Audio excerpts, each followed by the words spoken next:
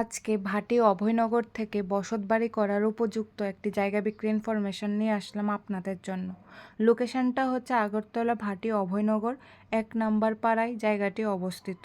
Durga Chowmuhani two Borjala রোডে Albert club থেকে প্রায় 250 থেকে 300 মিটার দূরত্বে এই জায়গাটি অবস্থিত। জায়গাতে পৌঁছানোর রাস্তাটা 6 ফুট। এখানে মোট 4 গন্ডা খালি জায়গা আছে। জায়গাটা একসঙ্গেও বিক্রি করা হবে, আবার পার্ট করে 2 গন্ডা করেও বিক্রি করা হবে।